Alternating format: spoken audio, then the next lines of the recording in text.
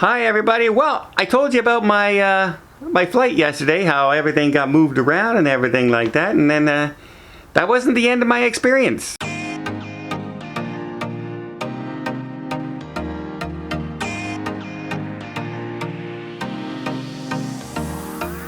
So number two, that also happened, by the way, for flying, which I found very, very strange. I went through all security, all customs twice. Canadian customs to fly in Canada, then the American customs to fly into the United States, and then when I land, I went through all the customs you need to. Ticketing agents and everything. Not once did they ask me for my COVID test. Not once. I had it, I took it, but I never got asked for it. Not once. So, I'm really glad that they're taking these things seriously. Because just yesterday they came out, or 2 days ago they came out and talked about that brand new variant of the virus, and it's Omicron Persei 8, I call it. If you know that reference, let me know in the comments. Omicron Persei 8. But anyway, that's beside the point. They say, oh, it's the most contagious strain yet. Good double. Vaccines might not be effective against it. Blah, blah, blah, blah, blah, blah, blah, blah, blah, blah, blah. But they didn't even check to see if I had taken a test or not on my flight, which every single person's supposed to be tested before getting on a plane. But then I get here, I walk outside, I get into my taxi, I get to my hotel, they start checking me in, and they said, oh, welcome, you're here for 3 nights. And I go, no, I'm here for 2 nights. Oh, what was the name again? I give them my name. Okay, all right, sorry there, Mr. Terrace, here's your room, you're up here, and they give me the extra little, in this hotel, if you're in a certain category of room, you get 2 drinks at the bar between 5 and 6:30, I think it is, or 6:30 and 7 or something like that. And you get these little tickets. And he included the tickets for the day, even though it's long past that time, in case, I wanted to overindulge the next day, which I appreciated and everything. And there was no big deal, or, I thought nothing of it. And then I go up to my room and I notice that the curtains are drawn. Now, this hotel is like a big square with a big central opening in the middle where the restaurant is and everything down below, and there's a waterfall, and it's very nice. But normally when the rooms are empty, what they do is after they clean them, they open up the curtains and draw the curtains, and that way when they glance up they know which rooms are pretty much which rooms are empty and which rooms are occupied.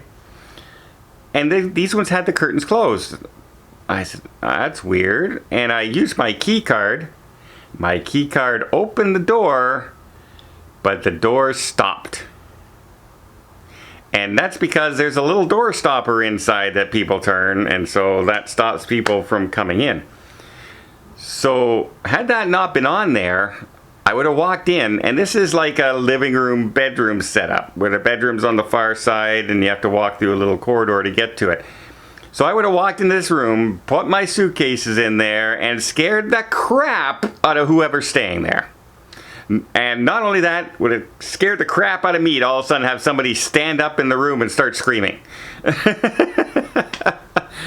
So I go, as soon as the door stopped, thankfully they put the door stop on, like every single person should do in a hotel. Put that extra lock on every single time so this doesn't happen to you.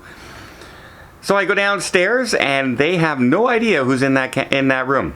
No idea in the world who's in that room. So I go, okay. They give me another room, and I go over to my new room. Now, this morning, I have to go downstairs, and I want to make sure that my bill is, first of all, not being charged twice for 2 different rooms now. I want to make sure that they had the right person, because remember I said they originally said 3 nights. So were they thinking I was somebody else, and that person's already in that room? And is it going on my credit card all of a sudden for 3 nights instead of 2? All these things I have to go down and straighten them out. I've met the managers here before. They're very nice. They're very friendly. I'm sure that none of that has happened. but I have to double check, right? You do not want to leave the situation and assume everything's okay. You want to go down and you want to make sure this is that, this is that, this is that. There we go. Everything's straight and forward. So far on my trip, I was bumped from my seat beside a crying baby. My room was occupied by somebody else. And the flight was a half hour late leaving because they didn't have enough staff to fuel the airplane. That's what you want to hear, right? That's what you want to hear while you're waiting. There's two things you don't want to hear while you're waiting for your airplane to take off. One, you don't want to hear that they're working on an issue in the cockpit or on the engines. You don't want to hear that. Second of all, you don't want to hear that they're rushing to fuel your plane. You don't want anyone rushing to do anything. Take your time. Make sure I have enough fuel to get where I'm going. Make sure the plane is safe where I'm going. I don't care how long it takes. I want to arrive there. That's the number one thing. Anything should be done, but and they do. They don't rush it. They hurry, but they don't. They double check, and there's paperwork to fill out, and there's forms and all this other stuff. I'm not afraid of that, but you have that. That's where your mind goes, right? That's absolutely where your mind goes when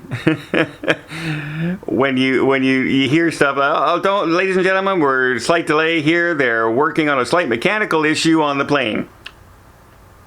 Is the mechanical issue the engines, or is the mechanical issue my recliner seat's not working properly?